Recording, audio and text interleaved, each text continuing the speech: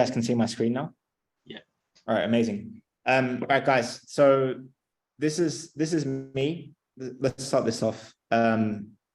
This is me on the left here. You can't really see, it's a bit faded, but it's basically me when I was not the best player, and then me a few years later, training at a top Dutch club. And this all happened in a space of a relatively short time, and it spurred on what ended up creating Train Effective. So I'm going to get through it. Let's start with when I was 11, 12, about 11 years old. This is me crying. It's not really me crying, but it looks like me crying. And it was because I just gone to a tryout for my under 12s team. And they told me that I wasn't good enough for Division 1. So in Australia, where I'm from Canberra, Australia. Canberra is the capital of Australia. In Australia, you have a pyramid like this. And this pyramid, for all you guys and girls watching, it's going to look pretty similar. But, you know, it's all ranked based on divisions and state and national. It's going to look similar to where you are. When they said I play in Division 2, this is a pretty average, you know, like they know who Messi and Ronaldo is. Maybe they don't know who, you know, Luke Shaw is.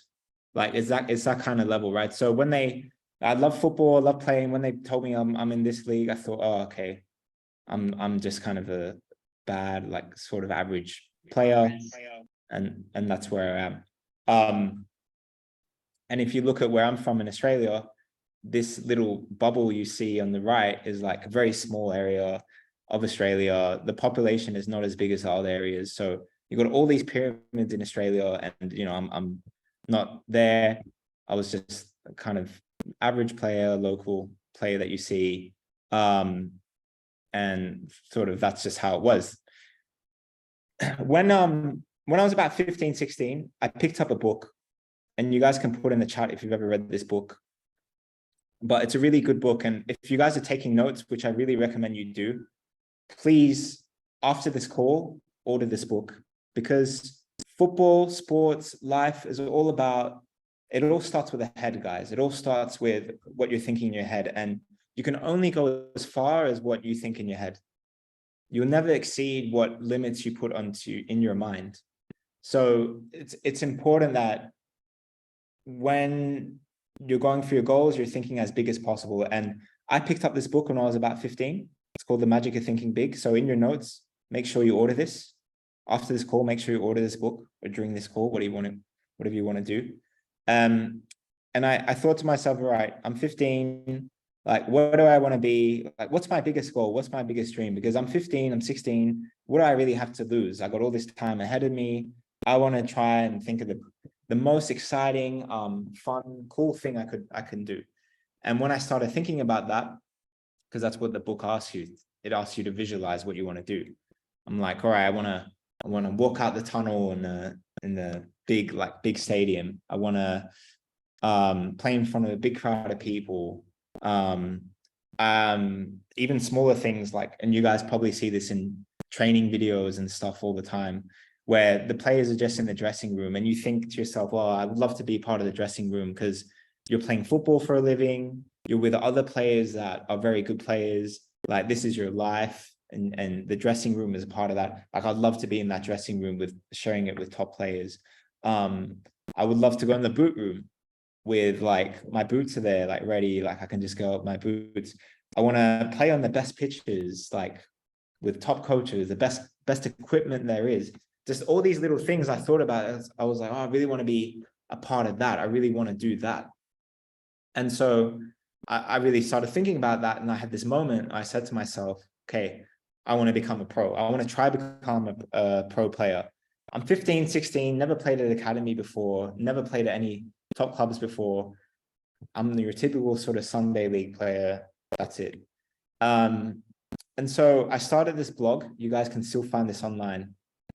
It's a blog at nickhumph.net. If you ever want to look at this blog and see what I was writing about when I was much younger. I would write this blog and I would document weekly about my journey, about how I was feeling, what I was doing, my training, all these different things.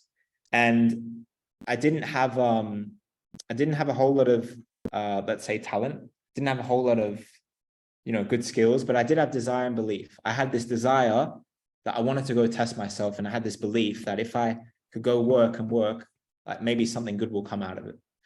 So I created my first training schedule. This is a screenshot. This is the actual schedule of when I said to myself, I want to try and become a pro. So I'll be like Monday, running with a ball. You guys can look at it through here. Monday, this is what I do. Tuesday, Wednesday, this is what I try and do.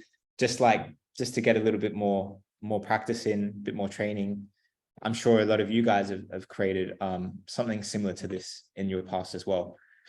And, in my blog, I post like educational, like motivating videos. I found this one is like still one of the most inspiring ones I've seen. So put this in your notes as well. It's called Will's Wisdom.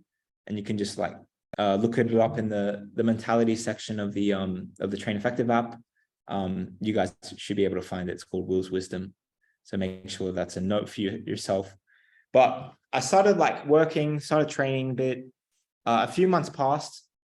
And then I reached out to this guy called Mark. Basically, I reached out to like hundreds of teams. I found the emails of all these teams. I found every one of these teams. And I found these emails to get in contact with the academies. Because I wanted to test myself. I wanted to see how it goes. So AFC Wimbledon, which I'm sure most of you guys know, AFC Wimbledon was one of those that replied back to me. So I shot off 100 emails and 1 or 2 replied back to me. This was Mark Robinson. At the time, he was the academy manager at AFC Wimbledon. He sent me an email like this. He sent it out to a bunch of people, but he said, guys, if you'd still like to trial for AFC Wimbledon, please ring me. So I gave Mark a ring. And just before I get into that, I gave Mark a ring. And yeah, I flew out to England. I flew out to Wimbledon where the training facility was. And I did all right, but it wasn't good enough. Mark told me I wasn't good enough. And I had a few training sessions with Wimbledon. I thought I've been training for a few months, so I should be good, but it wasn't like that. I could see that these people were on a different level.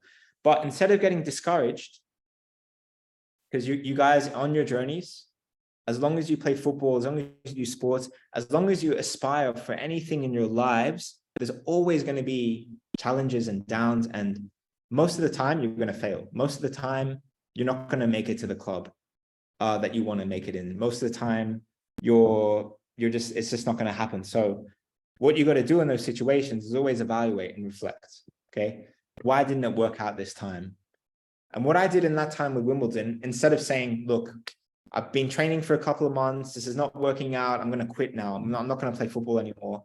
I said to myself, no, this is part of the journey. I know this is going to be a long road, and I just want to get better every day. So I asked Mark, what are my strengths and weaknesses? What do you think I can do to that I'm doing good? What do you think I'm doing bad?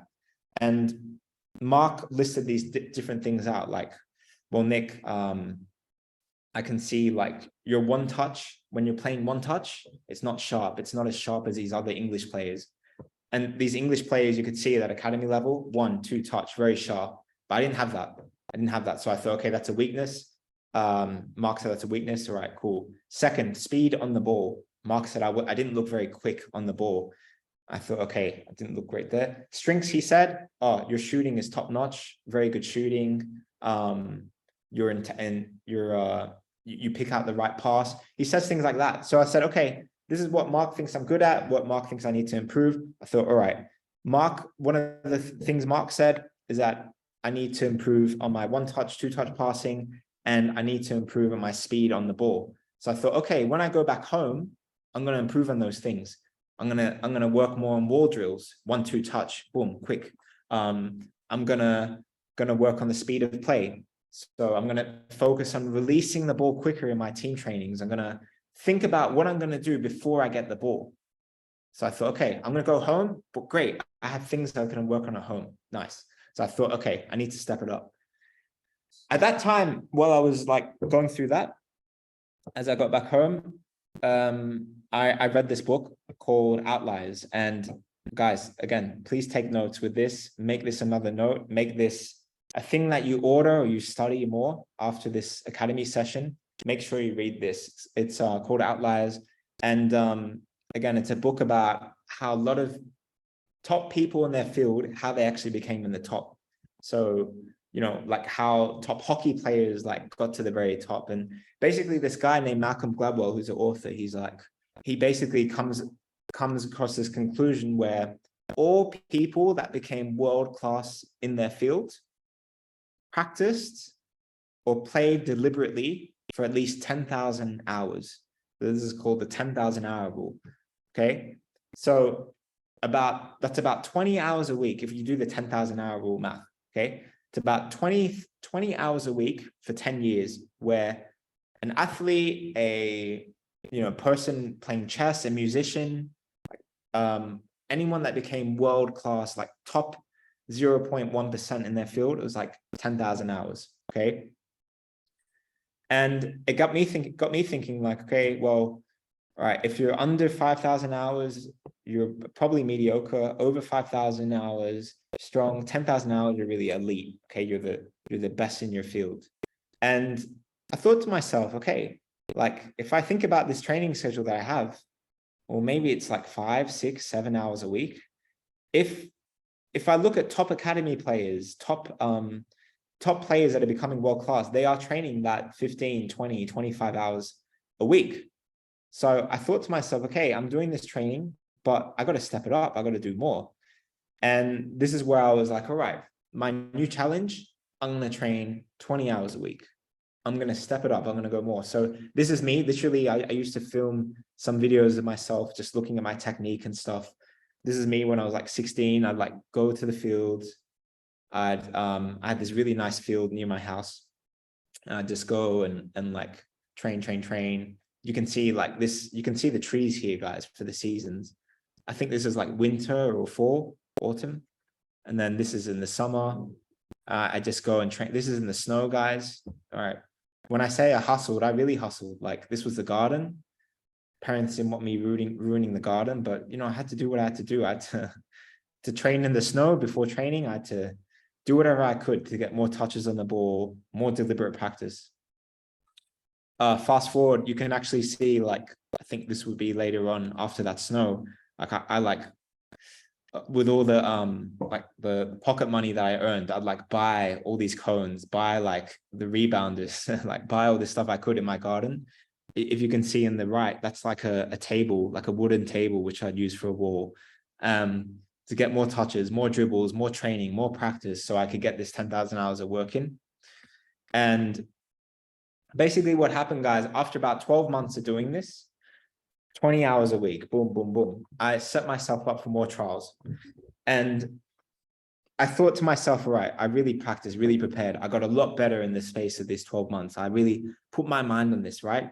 And when you're working for something for 9 months, 10 months, 11 months, 12 months, and you're putting your all into it, you have these expectations of how you're going to perform, how you're going to go. So what I did, by the time the spring came around, I found these different trials, open tryouts you could do. You guys have probably seen open tryouts before. They say you go to this open tryout, like some scouts will come or some coaches will come to evaluate you. I basically set myself up for 3 of them.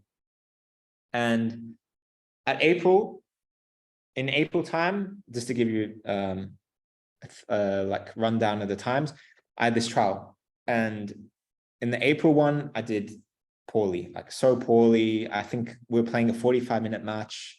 And I lost the ball about 10 times. Like my confidence was so down, guys, on this trial. I thought to myself, what the heck is happening? I put all this practice in, all this training. I still lost the ball so many times. Like, what is going on? Literally, the coach who was running this camp, he said to me after the game, everyone was kind of eating, and then he's taking off everyone to the side for a few minutes. And he's kind of talking to you one-on-one. And then I think this guy's name was Danny. Danny was an experienced coach. He said to me, like, Nick, I saw you put effort into this camp this week. Yeah, Nick, like, what do you like? What are your hobbies? Like, what do you really like? And I said, well, I'm pretty good at like making websites and like entrepreneurial stuff. That was always my thing. It's like, oh, maybe you should focus on that, Nick. Like, so he kind of like subtly suggested to me, like, Nick, maybe you're good at focusing on other things. And I took it to heart. I think on the train ride home, I just cried. I was like, what's going on, man? I trained so much, it didn't happen. But I thought, you know what, I'm just gonna try again. I'm gonna test myself again. So by May time, the next following month, this is before West Ham moved into their to the Olympic Stadium. They used to have this stadium called Upton Park, very famous club. There was another kind of open tryout there. This time, guys, after this April failure, this time it worked really, really well. I scored, I think, I scored a goal and made 2 assists. I thought in my time on the pitch, I'm definitely going to get a call back this time. Like, I killed it on the pitch today. Like, this was a remarkable improvement. No phone call back, got nothing. And then later in that month, another tryout. I thought, okay, this is going to be the time I'm going to play well again. Didn't play so well, but anyway, I thought I played decent. Didn't happen. No phone call back. So guys, what do you do in this situation? I really want to ask you, what do you do? I've got like all this feedback. The coach is saying, Nick, what else are you good at? Like, you know, no coaches noticed me at these trials. Like, I'm getting nothing here. These are real pictures of me at these trials, like actual pictures at these trials. Like, nothing's happening for me. What do you do? Do you ask yourself, like, look, maybe this is not for me. Maybe that coach is right. You know, what do you do? And I'm just looking at the chats here to see if anyone, to what people are actually saying here. Give me a sec. I can't actually see. So Ben, if you can, I'll give you a shout if anything comes through chat. Okay, cool. Anyway, I want to ask you guys that because I think this is a common thing that all players go through. Like, you go to yourself, you know, what do you do in this time when you're getting rejected, nothing's coming. You put in this training, nothing's coming. What do you do? Is this a good use of my time or not? And you know, So, yeah, go on. Anton said, keep trying. Keep trying. And Okay. Geordie said, you keep knocking at the door because eventually someone will open it. Man, these guys have really been trained the train effective way. Yeah. And Gabriel said, keep on trying and training. Okay. And I think, guys, like, I think it's easy to say that, but I know for all of us, when you do get these moments, you know, whether it's for a minute or a day or a few days, you do get this feeling like, you know, I'm doing the prayer hands here. It's like, you know, what do you do? Like, am I really good enough? And I think every athlete goes through this. They really ask themselves this question. And for me, I thought back to these times. This is what really kept me going through this time, guys, when there's no phone callbacks, nothing. I was like the patient side, because if we come back, 10,000 hours, guys. And how many hours was I on at this point? Maybe like, I think I did the math in my head. I was like 3,500, 4,000 hours. So I was like, oh mate, I'm not even 50% of my potential yet. So it's like, all right, I'm gonna keep going. I'm gonna be patient. I'm gonna understand that however long I go on this path, it's going to be up and down road. And I'm going to love the downs. I'm going to love the ups. I'm going to love the failures. I'm going to love the bad matches. I'm going to love the times I don't get a call back, because all these things I can use for feedback. I can just always ask myself, what can I do better? What can I do better? I didn't score in this match. Okay, why didn't I score? Or this coach didn't rate me. Okay, maybe that's the coach's issue. Or maybe I didn't get on the ball enough. How do I get on the ball more? So I just looked at it as a journey. And I got myself back up. I said, I'm going to keep trying. I'm going to keep persisting. I'm going to keep doing my practice. I'm going to keep up that 20 hours a week, because all I can do at this point is just keep improving, getting better. One thing that I did, one big learning, one major learning, and I think all of you guys will go through this. As you get to the higher levels, as I tested myself at these levels, guys, one piece for me that I kept getting back was decision making. You need to be better at decision making. You need to make more of the right decisions. You need to know where to pass. You need to know when to make runs. You need to know how to create space. So this is where I literally, as part of my training, I started watching a match every day. I downloaded a match every day on whatever online website I could find, or if you guys are in the UK and you have like BT or Sky, usually you got replays of games you can kind of watch. And I get my notes out and I write down okay, what was Luis Nani doing in my position? What was Ronaldo doing in my position? What was Rooney, like whoever player it was, like what were they doing that I could see that, okay, 10 seconds before they got the ball, how are they getting the defender off balance? How, were they running into space and coming back? 5 seconds before Ronaldo scored a goal, what was his movement like in the box? Was he taking a defender one way and the other? And I would just study and analyze the people that played in my positions and just looked at what they did off the ball. Because guys, again, for your notes, 89 minutes of the game, or, the majority of the game, you do not have the ball. You are not touching the ball. So what are you doing the other 89, 88, minutes that you don't have the ball? Like it's all about your movement. It's all about your positioning. It's all about what you're doing when you don't have the ball. So this is one thing that I really studied. And about 6 months later, I made this highlight video, and I was a new and improved Nick. I was stronger mentally. I knew I was going on this path, so nothing could phase me. If a coach said I wasn't good or not good enough, I was like, whatever, part of the process, dude. This is part of the process. And 6 months later, I put this highlight video out.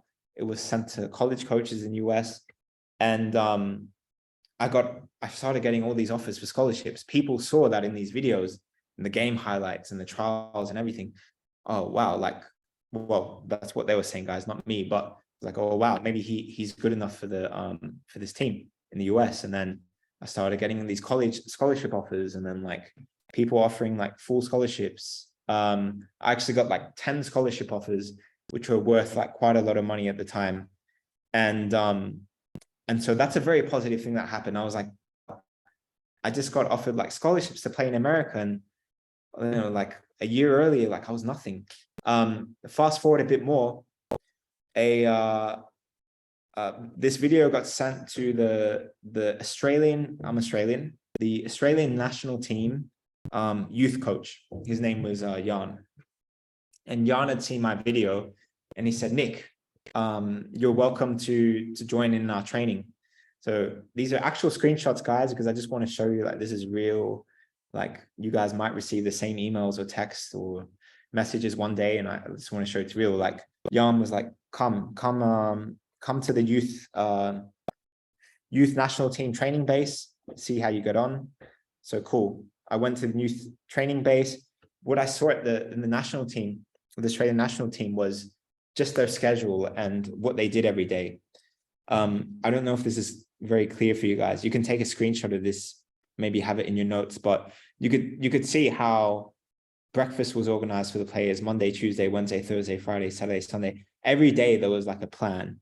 And Monday was strength and conditioning, Tuesday was strength and conditioning and a training, Wednesday was training. So, and there was rehab, there was all these things. And I thought, okay, this is the schedule of a pro. They did video sessions, so they're also analyzing their own matches and stuff.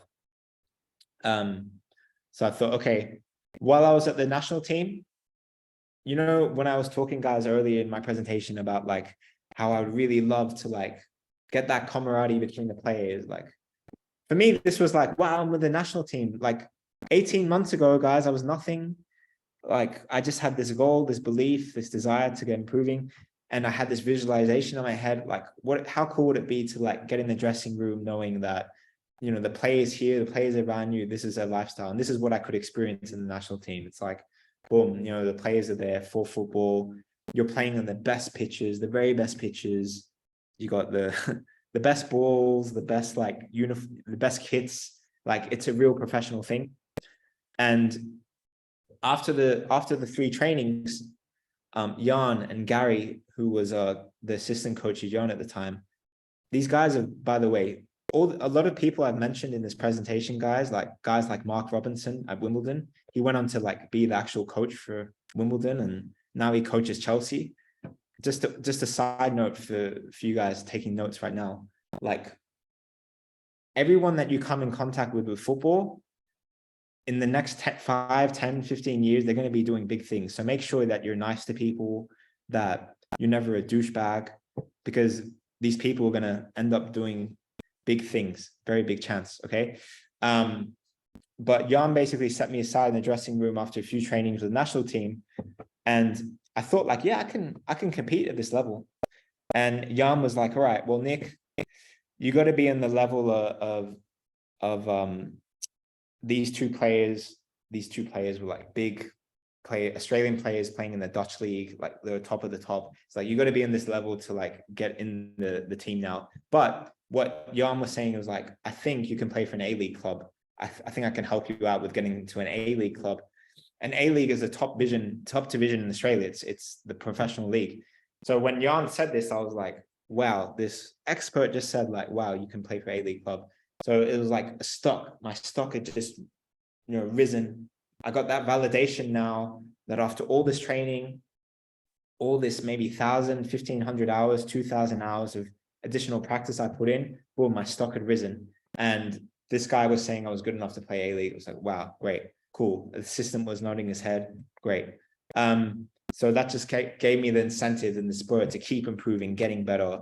I'd like take inspiration from that schedule that I saw in the national team, and then I made like more of a like concrete, like better schedule. This is what I'll do Tuesday, Wednesday, Thursday, Friday. I wanted to live and train like a pro footballer, like what I saw in the national team. So that just spurred me to get better.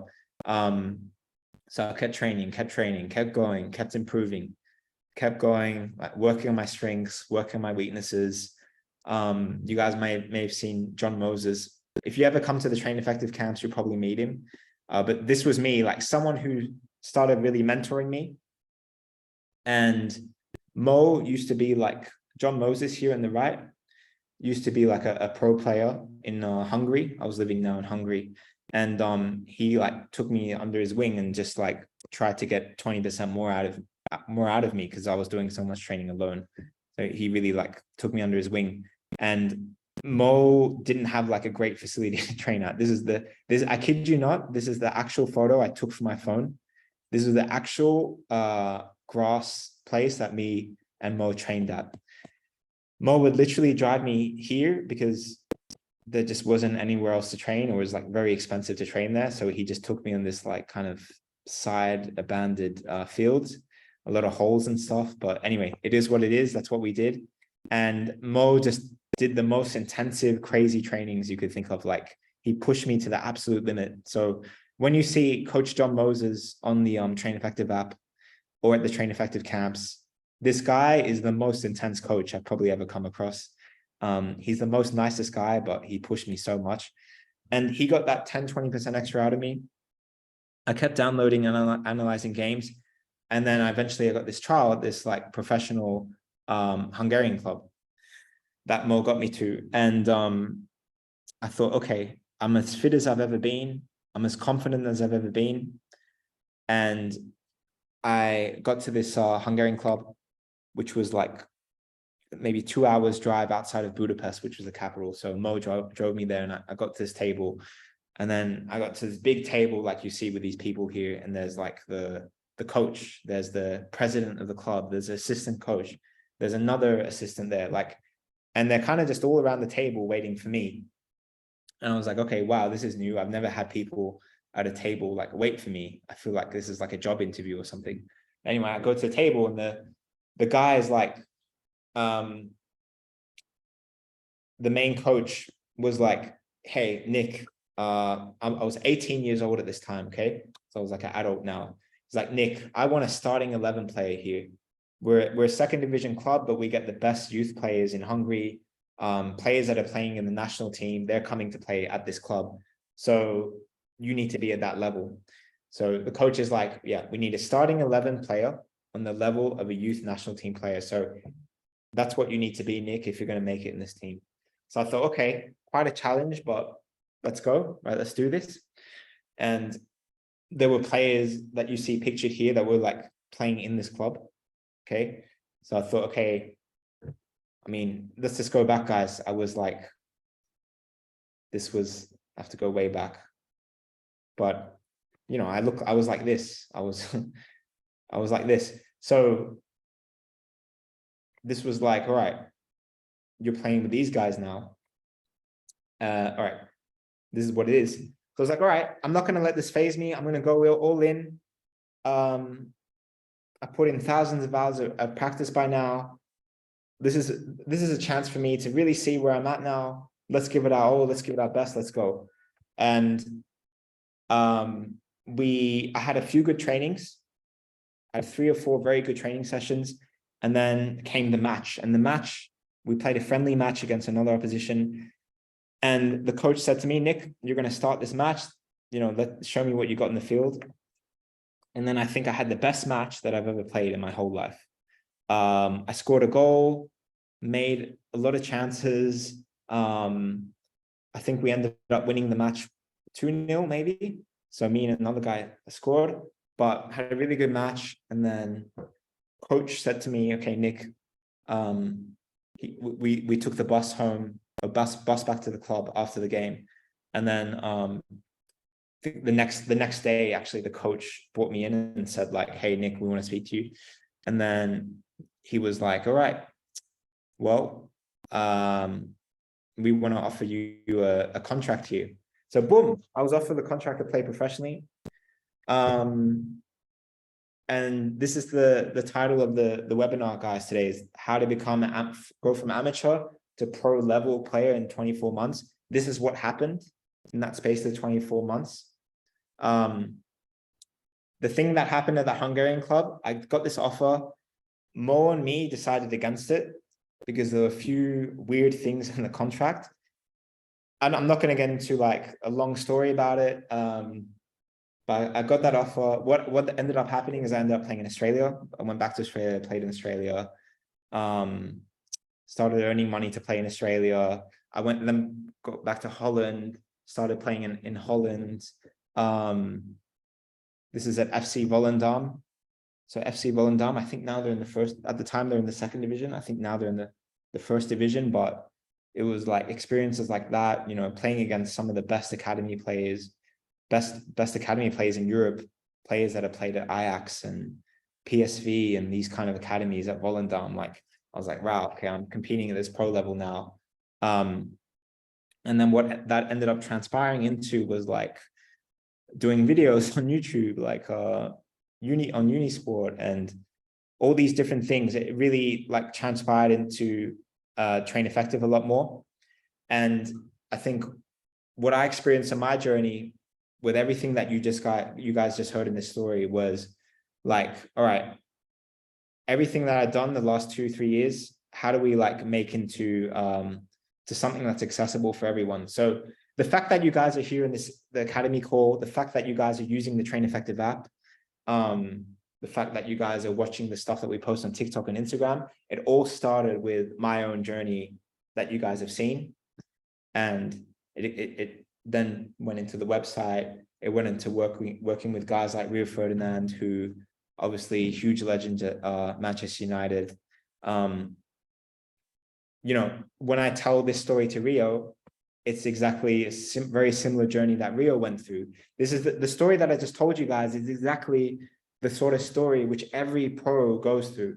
Every guy who got or girl that got to the top of their field, they all are the ones that could endure rejection the most, that could set themselves up with a mindset and the framework in their mind that this is a journey, that life is long, that you're always going to have ups and downs. There's never going to be a perfect time all the way throughout the weeks, throughout the months, throughout the years. There's always going to be ups and downs, guys. Even if you're Ronaldo, look at Ronaldo, look at Messi, look at Ronaldo and Messi, guys. They've made it to the top of the top of the top they can be, but yet you can see what Messi is experiencing in PSG, or you can see what Ronaldo is experiencing in the Arab world, where they didn't win the league, or he didn't perform as well as expected. So there's always constant ups and downs, guys, throughout the career, whether you make it to the pro level or whether you exceed that and you win the Champions League and you win World Cups. There's always going to be ups and downs, but this is a whole thing. It's just about enjoying the ups and downs and following your heart, because as you can see here, you guys can see where it's taken myself and taken Train Effective. So same story with Rio. There's Rio in the Train Effective kit. I love this. He really represents the brand, that guy. So it's about the 10,000 hours. as I was saying, guys, like how this relates to all these, how my story relates to all these other pros and all these other people is like, you guys might know the story with Odegaard, where in addition to playing with a pro club, he was training 4 to 6 solo sessions a week. So that's what he was doing in Norway. So that, you know, this is true for everyone, guys. You have to put in the extra work. Even with Ronaldo, like when he came to Man United in 2000 and whatever it was, like people really doubted Ronaldo because he did all these skills and he was like not being very effective. This is Ronaldo's coach on the left, Rene Mullenstein. Rene Mullenstein was an assistant to Sir Alex Ferguson at Man United. And Rene Mullenstein was like, I think Ronaldo got a red card late in the season. And Rene like had 3 or 4 games with Ronaldo where he wasn't playing. So they were just working and training all the time. And Ronaldo said to Rene, I want to be the best player in the world. I want to be the best player in the world. So Rene was like, well, if you want to be the best player in the world, you need to score the most goals in Europe. So what Rene was like, they looked at what zone he could score in. So most goals are scored right in front of the goal, and it's called the zone 1 area. Okay, the zone 1 area of the goal, right in front of the goal. So they would look at scoring position. How could Ronaldo get more into the zone 1, and how could he be more effective in zone 2, which is slightly outside the goal? Like how does his shooting technique need to be? How can he get better at his heading? How can he get better with his weak foot? They looked at all this stuff all the time. And then because he had this mindset, he had this goal of improving. That's how Ronaldo scored like one of his most prolific seasons ever in Europe. And they won the Champions League in Man United. Rio Ferdinand, again, he had this story of Ronaldo where like when Ronaldo first came to Man United, like he didn't have a good shot. Like his shot went everywhere. Like he had power, but no accuracy. So what Ronaldo used to do after training, he used to literally put ankle weights on his feet.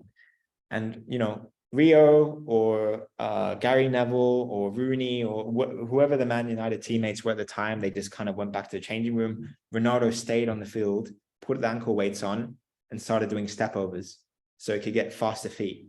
You know what I mean? And then some of the videos you see of old Ronaldo, you see like how fast his step overs were, right? And again, it came from the ankle weights. It came from the extras that he was doing on the field. It came from the people that were doubting Ronaldo, saying, "Oh, this guy's like full of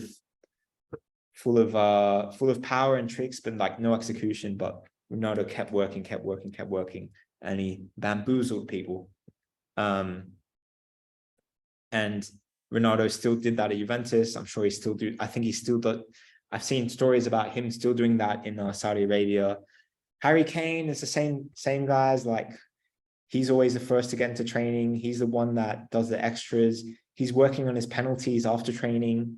Like this is no accident, guys. This is no accident. If you put in the work, the results will come. If you put in the work, the results will come. When I talked about my story with downloading and analyzing the games, it's like that's everything that players do now. If you watch the All or Nothing series, you see how much time they spend in the video room, how much time they spend analyzing their individual performances. It's why on the Train Effective app, you have the Learn section. Guys, that Learn section in the Train Effective app is like gold. If I were you guys, I would watch every single video on the Learn tab like 3 times, because so much of football is decision-making. What is in your head? Like, again, make it as a note, okay? Watch every video in that Learn section. Watch every single video on the tactical section, because it's so important to the development of your game, whether you're in Vietnam or in Texas. Like it's so key, so key. These are some old examples, guys, but like Wayne Rooney used to, you know, before the World Cup start, he would take trainers on him on his holiday so he could get a head start on the World Cup. Like Alexis Sanchez, when he was really good at Arsenal, like he would do extra runs on the pitch. Like, it's just everything you see in the app, guys. Like Lukaku, when he was the top guy at Man United, one of the top guys in the Premier League, A real quote, which he said. He said Lukaku would watch every single game in the Premier League. He would go home after training, and all he would do was just watch the Premier League, watch games, like analyze games, study and learn other strikers' movements, and learn like how they were moving, how Ronaldo was moving, how the top strikers were moving, like, and then he just incorporated that into his own game.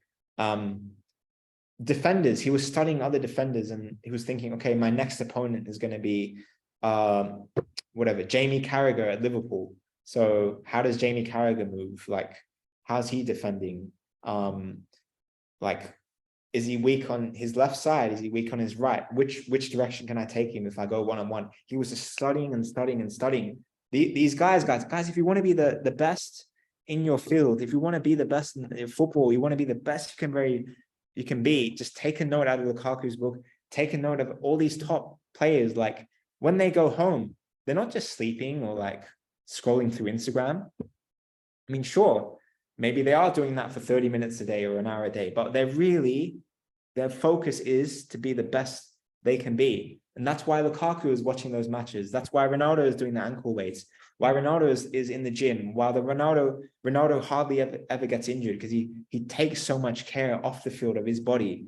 That's how much they want to get better, to improve, and really have that effective mentality. So, like I said, guys, like in the app, you have all the learn videos that put a goal for yourself that you want to watch 3 learn videos a day, and then you watch them before training, so you can really take the learnings and take notes. And because you do them just before training, you try 1 or 2 things that you learned in the videos onto the field, so you're applying it in real life. Okay. You have top people in the learn videos, guys, on the app, which and in the academy as well, which are like top, like these people are training first team players at top clubs. So it's no different from like them teaching you something. It's no different from them sitting next to Virgil van Dijk or Willian at Fulham, or whoever it is, an England player, where they're going through these things one-on-one with a player about how their touches were, or where they could move, or all these things. It's there for you on the app. It's there for you in these academy sessions. This is why we created it.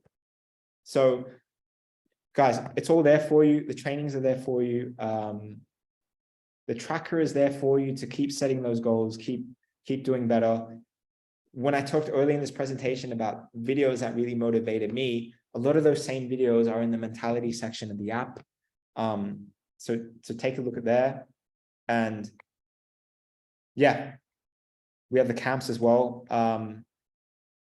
So if any of you guys are coming to the camps, we'd love to see you there. But that's really it, guys. That is the story. And I hope you guys got something out of this.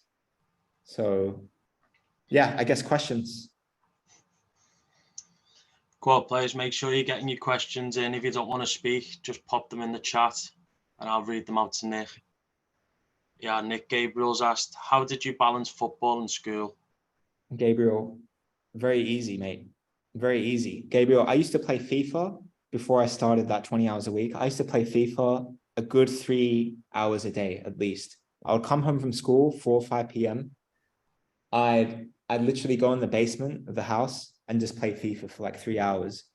I would play in manager mode, where you take a team from like League 2 and then you try to get in the Premier League. I would do that with every single FIFA that came out, until I realized, guys, that's 20 hours a week.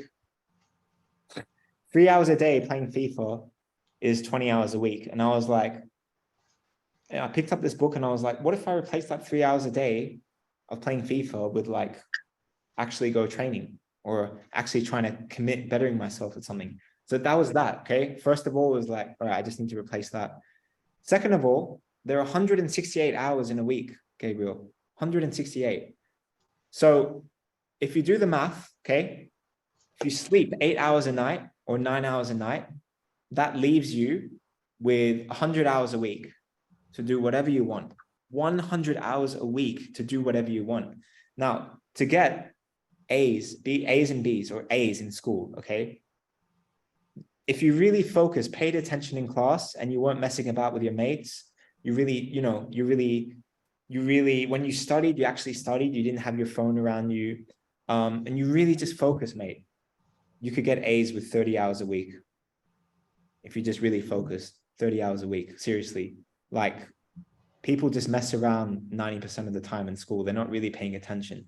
But if you come in with this mindset that I'm going to be focused, pay attention, like, and do what you need to do, 30, let's say 40 hours a week is what you need to get A's. What does that leave you with? 60 hours a week. You have 60 hours a week to do whatever you want to do. So you have 168 hours a week, okay? If you put 68 hours for sleeping and all that, like maybe eating, all that stuff, it leaves you 100 hours a week, 40 hours a week for school. So that leaves you with 60 hours, mate. You have so much time, but most people just waste it scrolling through TikTok, scrolling through like YouTube videos, like, just messing about, not really using that time, when actually you could spend another 30 hours a week on your football and still have 30 hours to mess about with your friends and be a kid. So it's just how you look at that. You have so much more time than you think. And if you come with anything on this call, don't waste your time, guys, because you can never be your age that you are now. And you'll think back in 10 years' time, because 10 years, 5 years goes like this, guys. You'll think in 10 years' time, oh, I wish I was this age again when I had so much time. So make the most of it, please. What did your conditioning look like throughout the week? Conditioning, I think, a lot of your gains are made like in the preseason. And once you get to the condition that you are, which you're happy with, which that's your goal with your conditioning, I think then it's just maintaining that. Even right now, as I play for a club, I'll make sure that at least once a week, I'll have 45 to 60 minutes of like intense conditioning. So this means that my heart rate is throughout the workout is above, say, is 80% or above the max heart rate. So I'm doing something which is high intensity, which is usually interval focused. So I'm just maintaining my conditioning that way by really testing myself, pushing myself to the limit, and making sure I get one of those sessions a week, to have that sort of maximum capacity. I think a lot of the times now as well, I'll make sure to have a rehab session at least once a week where I'm focusing mostly on just recovery and stretching. I think as you get older, especially, like, it's easier to get injuries. Your muscles are bigger, so it's just easier to tear up your muscles and not recover properly. So I'll do a recovery session as well, foam rolling, etc. Using the foam roller workout in the Train Effective app is great. Hope that answers the question. So next question, do you want to pick one, Ben? Yeah, so could I move to a European country for football in university? I'm from Australia, and I was in Amsterdam, in Holland, in Europe, for football and university. So I did just this. I could do it because I had a British passport. And at the time, Britain was part of the EU, so it made it very easy to go study in Europe. So yeah, that's what I did. Like, I went to Amsterdam, I was studying there and playing football there as well, which guys, even at first division or second division clubs, like, you'll see a lot of people actually study and play football. So yes, you can do both. Yes, you can do this in Europe. You just need the necessary visas and things like that, which I think you just need to Google that and like consult an expert on what kind of visa you need and stuff. So Geordie, where's Geordie from? Do we know? He's from the USA, if I remember rightly. Okay. Yeah. So Geordie, yeah, I mean, as an American, yeah, you should be able to move to European country, but you just have to look at the costs and all that stuff and visas and things. But yeah, most European universities are welcoming to Americans for sure. It's a bit harder though if you come from like maybe Vietnam, but yeah, have some good research on that. Next one. Anton's asked, what is a good work ethic and how do I get it? what is a good work ethic and how do you get it? Well, a good work ethic, Anton, comes from building good habits. And habits just set the precedent for work ethic. So how do you get one? Yeah, it's about making habits. It's about being disciplined. It's about, when you say you're going to wake up at 6:30 in the morning to get some training in, that you actually wake up at 6:30. So I think for myself personally, I always kind of had it as a kid. Like I always wanted to work hard. I think what I struggled with was discipline, because it's hard to put in 20 hours a week. What I would do, Anton, and this could be a tip for everyone, is literally, and I still do this to this day, on Sunday before the week starts, okay, what I'd literally put on a piece of paper would be like, all right, I'm going to train this week 20 hours, or I'm going to submit this. I'm going to train 20 hours this week, and I'm going to submit this assignment by Sunday, 11:59 p.m. or 5 p.m., whatever it is. I'll literally put this. I'm going to do X and Y by Sunday, 11:59 p.m. or I have to do 500 push-ups in front of a convenience store. There's something that I never want to do, ever. I don't want to. Do you want to do push-ups in front of a supermarket where your mom and dad go? And your mom and dad's mates are like looking at this kid that's doing. No, you don't. Think of the worst thing you could do. Or I have to ask out Emily, Emily is your crush. I don't know, whatever it could be, something that scares the living hell out of you. Okay. I would literally do that every single week on the Sunday. So when I woke up Monday, I said, right, today's Monday. I'm going to get a head start. I'm going to do 4 hours today and 2 hours tomorrow. And then I'm going to do this. So by time Sunday rolled around, I was like, all right, okay, I've done good. I got 2 more hours to go. Oh man, I like really wanted to just watch TV today, but you know what? I got these 2 hours to do. Otherwise, I got to do the 500 push-ups. That's for me how I force myself into discipline, by literally signing it and actually doing the consequences if I didn't do it. So that 500 push-ups thing that I said, this is not a joke. I actually did it. When I lived in London, this was not with 20 hours a week. This is a different example. I didn't complete something that I didn't do. So I went to the Waitrose, which was near where I was living in London. I went near the Waitrose, and as soon as it opened, I did the 500 push-ups, man. I did the 500 push-ups in front of the entrance, and the store like manager would come out and be like, "What is he doing?" Anyway, I was not blocking the doorway. I was doing it next to it, but every person that came was like, "What is this guy doing?" And guys, it took me maybe 30, 40, 50 minutes to do those 500 push-ups. Never again. I never wanted to do it again. But that's the discipline. I did it. I signed it to myself. I said, I do it. And that's how you build those habits, how you make those promises to yourself and you keep them, and how you end up building confidence. So there you go. Do it. Do that. Next question. Ollie's asked, what would you recommend including in emails to clubs/academies? For example, highlight videos of you, list of achievements, etc. So in my cover letter, don't think I have the example to share. Hold on, maybe I do have it. Let me try look for it so I can share it with you. But basically, you want to keep it short and concise and to the point, okay? Because coaches don't have a whole lot of time. They get emails like this all the time, Ollie. So what you want to do in your cover letter is you want to say something like, "Hi, my name is Ollie, and I'm playing for X team in X location.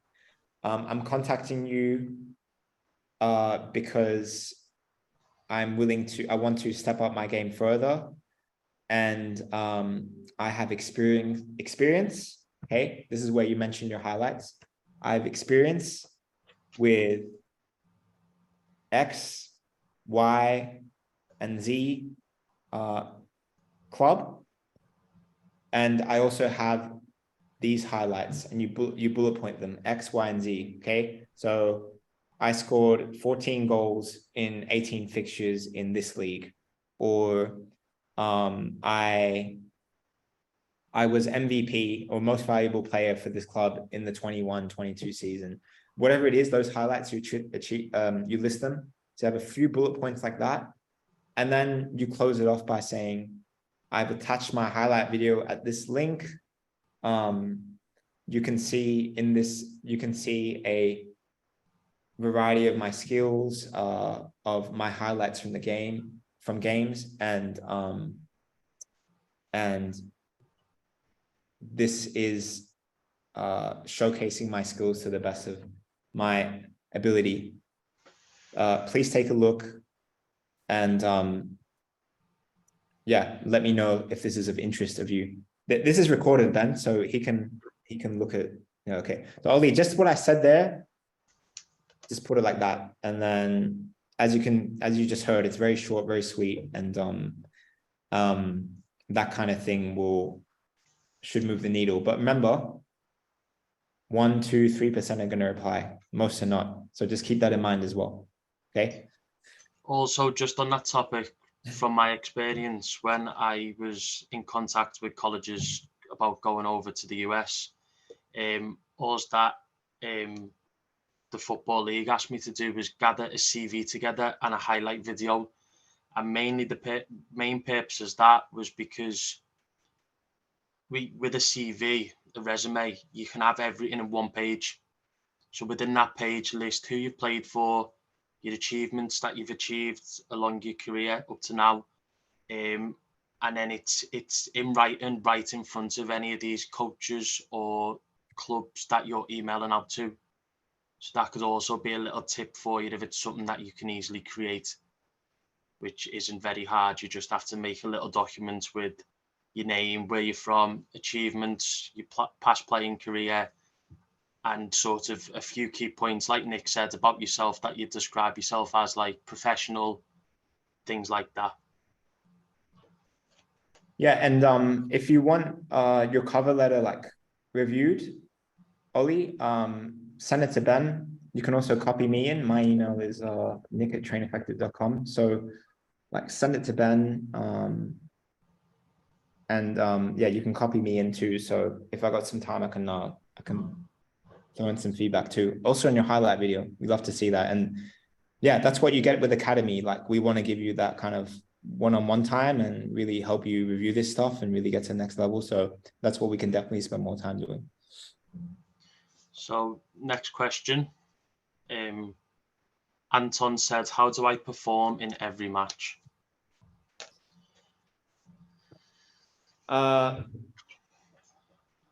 Consistency, yeah. How do you stay consistent? I think what you see with a lot of players and a lot of athletes is that they have very consistent routines. I think when you're young, you start developing this routine. It's like what time you eat, how many hours of sleep do you get? What do you eat the night before? What do you eat on the morning of the game? What do you do 1 hour before kickoff? How do you put your socks on? Do you like when do you style your hair? When do you like all these little things? It's part of the routine as a footballer. And even more than those smaller things, there's the bigger things. It's like, what are you doing in terms of your training 24 hours before a match, 48 hours before a match? I think when, as a player, as you are now, you can really test and see what works for you in order to have your best game.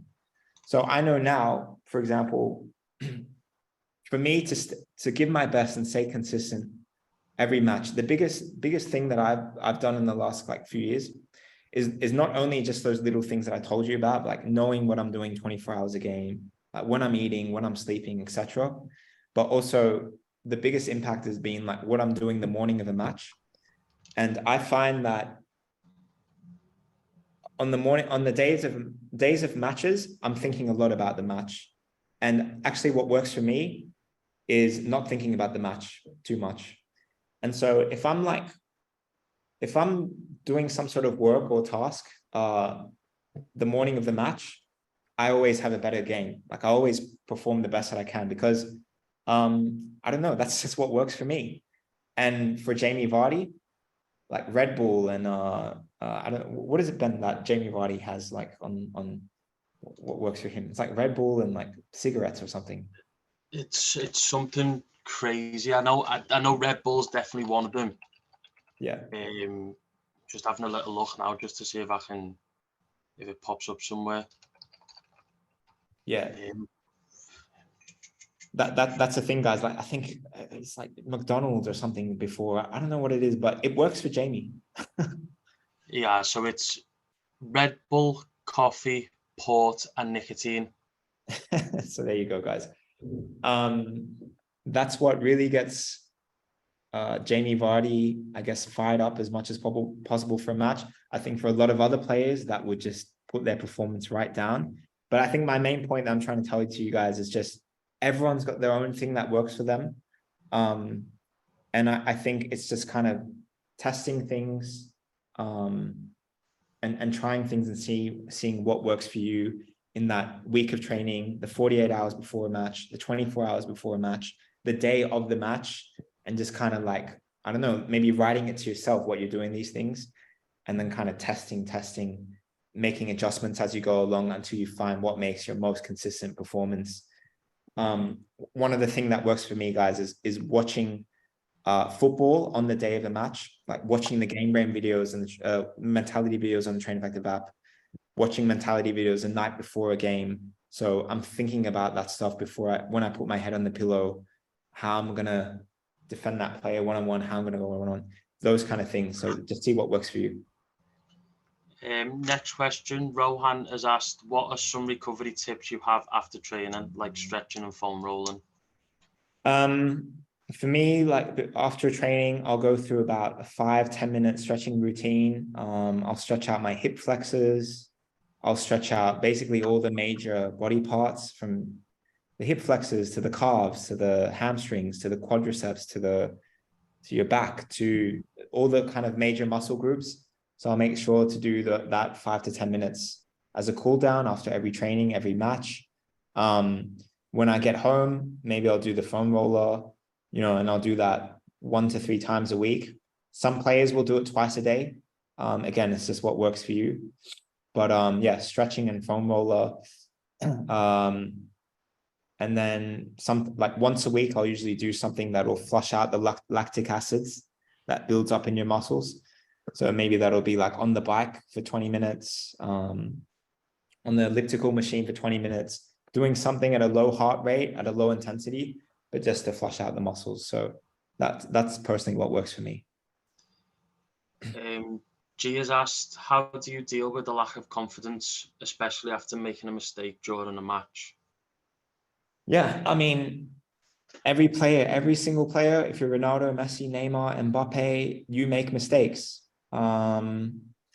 There's plenty of matches where, Cristiano didn't score, or he missed an open goal, or things like that. There's a famous Michael Jordan quote, guys, that you should put in your notes, like save on your desktop wallpaper, whatever it is, gear.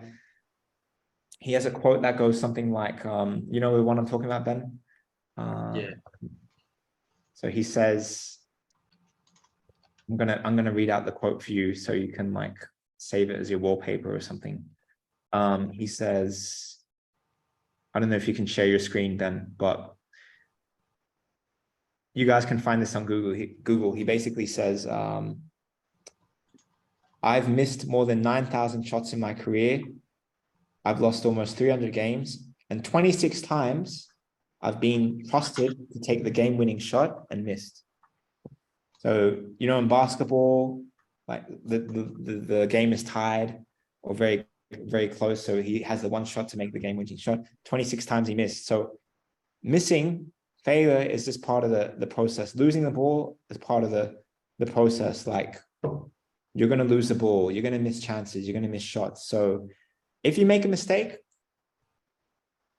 just get it out. Like, you make mistakes, boom, on to the next one. And I know that's a lot easier said than done. But again, it's just a habit. It's knowing that everyone at every level makes mistakes. Like, we've made a series on TikTok, guys. If you want to look here, I think it's like, just type in train effective and mistakes, and you'll see footage of like players making mistakes and stuff, and just you'll see some players making mistakes over and over again, but then just bouncing back and like succeeding, and just understand it's just part of the process. Just part of the process. Geordie's asked, in the US, pro academies can be quite expensive. So is there a way I can put in required while just playing for an amateur club and hopefully school? What do you think Geordie means by put in required? Just basically put in, to me, that's just put in the required sort of hours and training needed while just playing for an amateur club and hopefully school. Well, you got the resource right here, Academy. You got the app, like the whole thing that I just shared with you, Geordie. With my whole story, you see like all that stuff that I was doing on my own. So if you put yourself with a mentality of like, all right, a pro is training, say 20 hours a week. How am I going to match that? How am I going to supplement that? Well, you have the perfect app. You have the perfect program required. So what does Geordie say here? I meant work required. So training, to me, that's training, like there's training hours and things like that. Yeah, and like, well, you have the resources right in front of you. Or is there something I'm missing? Geordie, does that answer your question? That answers your question. While Geordie's answering, there was a typo in the question.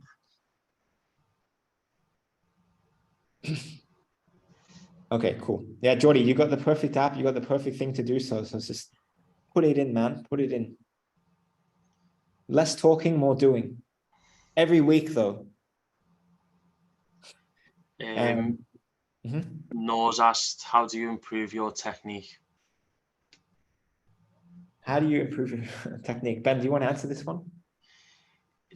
To me, improving a technique is just constantly working on it, making sure, like Nick said before, analysing players in your position, getting key points on what to do right, to make sure that you're not just working constantly on a wrong technique. And also by watching things on the app, there's ways on the app, the academy, there's masterclasses about how to work on correct technique for different things. And then it's having that eagerness to then work on it and develop on it. Once you've had them key points from exactly how to improve your technique. I think that's pretty much, hopefully that answers your question. Anton's asked, what should I train in off season? I think off season is the perfect time to kind of evaluate how you went in during the season. And as I was sharing that story, guys, like what are your strengths? What are your weaknesses? So what do you want to make your strengths, your current strengths, incredible. You want to make them undeniable. Like when you step into any team, that's the one or two strengths you can rely on, because every player you see, say in the Premier League, you see that De Bruyne is 10 out of 10 with his vision. You see that Haaland is 11 out of 10 with his scoring. Like, it's undeniable. Whatever team they step in, whether it's amateur or pro, that they have that strength. So think about, Noor, what is that strength those strengths you want to make undeniable? For myself, it's shooting. Whether I'm in a pro environment or amateur environment, I always get the same feedback about my shooting. It's powerful, it's accurate, it's usually one of the best in the team. So I know that's a strength I can rely on and be very confident about. So think about that, or what that is for yourself. Is it your dribbling, your one-on-ones, your crossing, what is it? Think about that. Weakness, and think about, when you think about weaknesses, where do the weaknesses need to be in order for you to reach your full potential? So if you have no game understanding, it's a 2 out of 10. How do you bring that up to a 5? If your left foot is a 1 out of 10, how do you bring that up to a 5? like making sure that your weaknesses also become your strengths, or just enough so you can compete at the standard that you want. Because say you want to play in the Premier League or in a Premier League academy, you need to be able to use both feet. You know, so it's things like that. Things like that. So let's get one more question in, and then or two more questions, and then I've got to run, guys. We're up to the last question anyway. So Geordie's asked again, what do you guys recommend to a player who started playing football at a latter age, where most players have been playing for years? Well, a couple of things. One, as you saw in the story that I shared, Geordie, you're gonna go probably through a lot more challenges early in your journey, because people are going to be more developed than you are. So you're probably going to get more setbacks than the average, player that have been playing at the level you want to play at.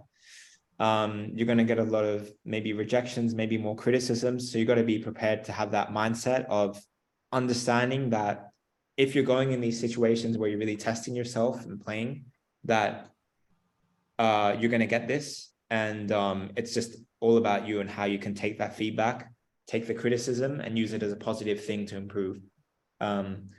The second thing is,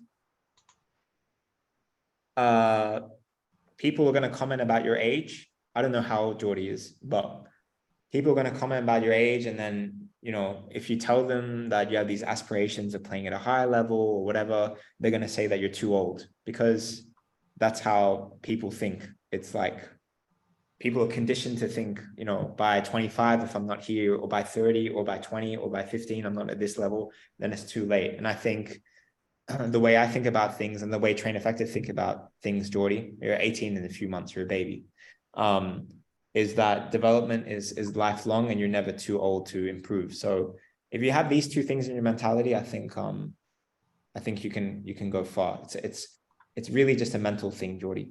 So yeah, anything you'd add to that, Ben? Not really. To me, it doesn't.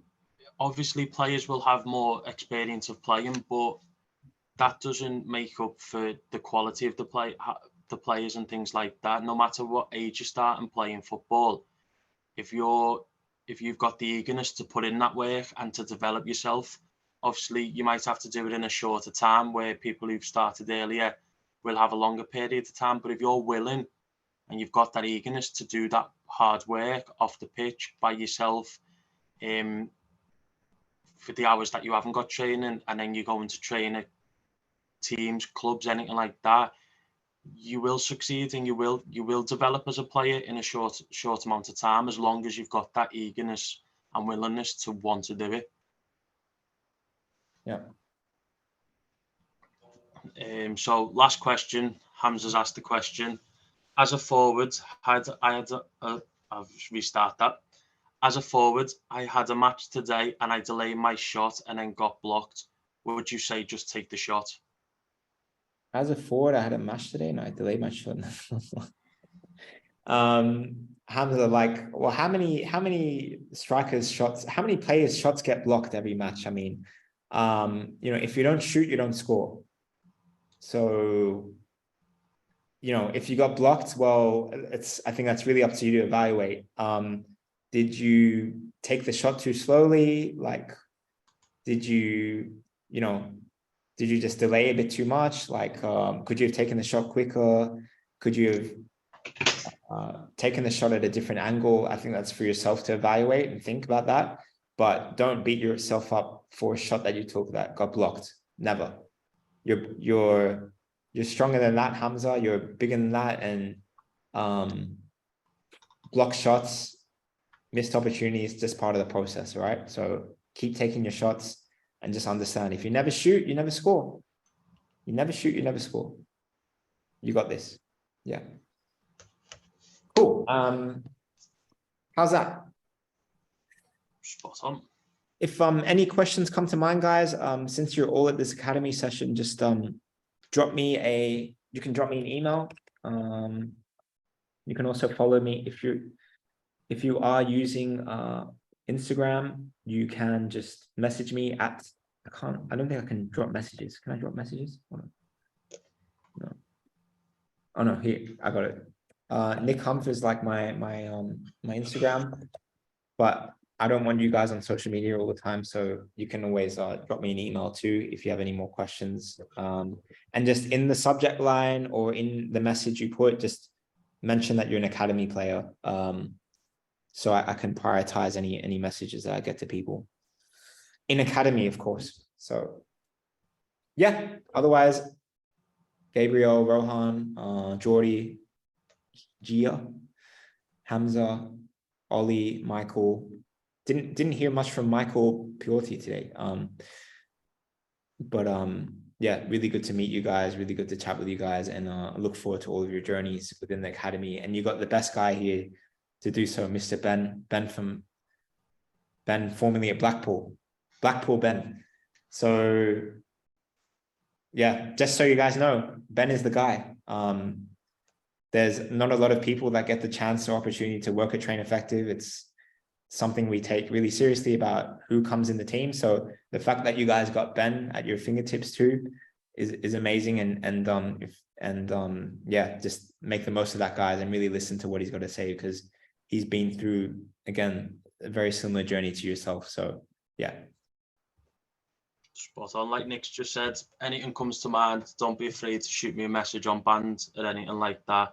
Yeah. But thanks to all you players for taking the time to join us today. Thank you, Nick, for the presentation. You're welcome. And next masterclass will be at 5 p.m. UK time on Thursday, when I'll be doing a presentation on leadership tips from my experience as a English academy player. So hopefully see as many as you there as possible. Great. Cheers. Right, well, guys, see you all later. Thank you. One thing that we should really get people to say is, we don't do this these days, but stay effective, because everything we've talked about in the presentation, guys, if you've been taking notes, it's been all about staying effective. This is all about training effective. So when we're signing off, it's to stay effective. Okay, so stay effective, everyone. See you all later. See you guys, and stay effective. Yes, Gabriel. Yes, love that. Hamza, stay effective. Yes. Yes, look at that. All right, see you guys.